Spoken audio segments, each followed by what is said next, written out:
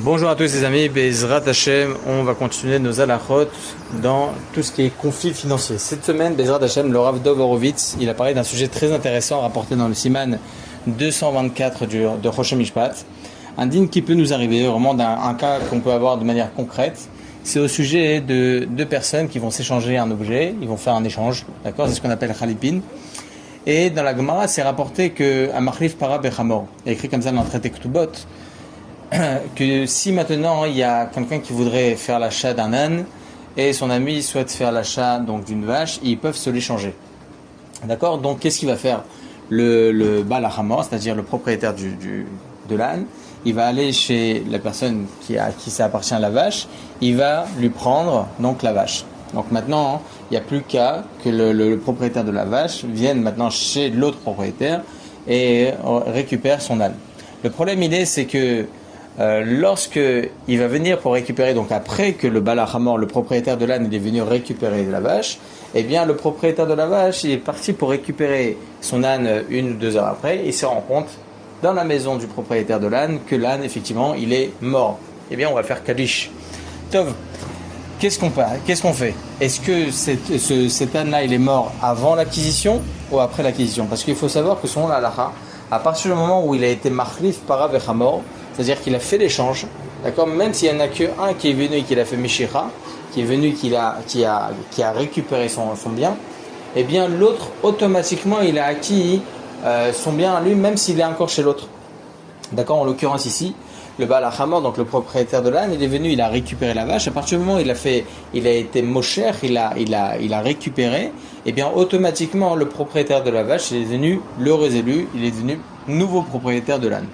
Maintenant, on veut savoir quand est-ce qu'il est mort cet âne, avant l'acquisition ou après l'acquisition. On ne peut pas savoir. S'il est mort avant l'acquisition, eh bien effectivement, on appelle ça une acquisition faussée. Et donc rien n'est fait. Il récupère sa vache et l'autre, il récupère son âne qui est mort. Alors que si la mort de l'âne a été après l'acquisition, de ce fait, eh bien malheureusement, le nouveau propriétaire de l'âne, il est devenu maintenant heureux propriétaire d'un âne qui est mort et l'autre, il récupère sa vache normale. Maintenant, la question elle est de savoir qui est-ce qui doit rapporter une preuve. Lui, le propriétaire, l'ancien propriétaire de l'âne, il dit non. Même si l'âne il est chez moi, même si l'âne il est encore chez moi et qu'il est mort, moi je suis certain qu'il est mort qu'après l'acquisition parce que j'étais présent, etc., etc. Alors que l'autre, lui, il dit non, mais bah putain, moi je me rappelle, il allait très très bien, etc. Et maintenant il est mort, c'est pas possible, donc c'est évident qu'il est mort avant l'acquisition. Donc il y a des deux côtés. Qu'est-ce qui doit rapporter une preuve? Est-ce le nouveau Baal HaChamor ou l'ancien Baal HaChamor? Eh bien, il faut savoir qu'il y a une marloquette dans les Rishonim.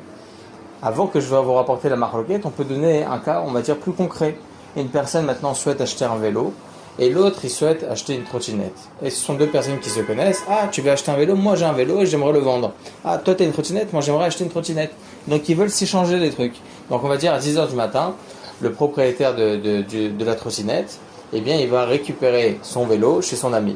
Et l'autre, que vers 1h de l'après-midi, il va pour récupérer sa trottinette chez son ami, il se rend compte que la trottinette, elle a été volée.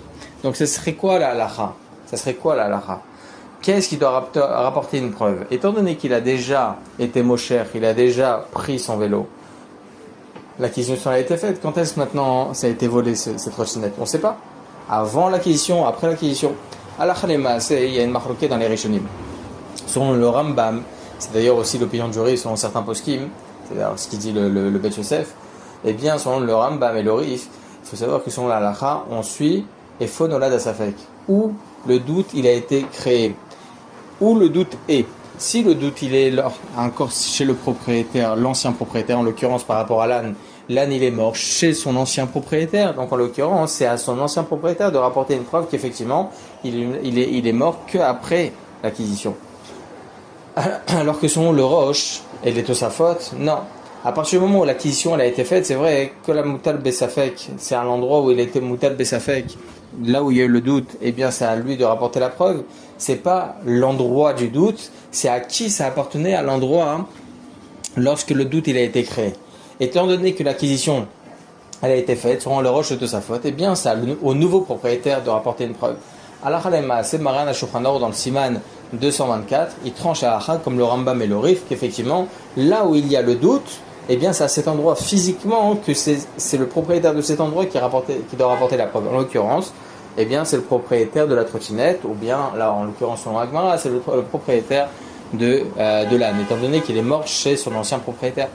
Alors que selon le Rama est tranche la halakha comme les Tosafot et le Roche, qu'effectivement c'est au nouveau propriétaire de rapporter une preuve. Chazak ou Baruch et des très très bonnes nouvelles. Une très bonne journée.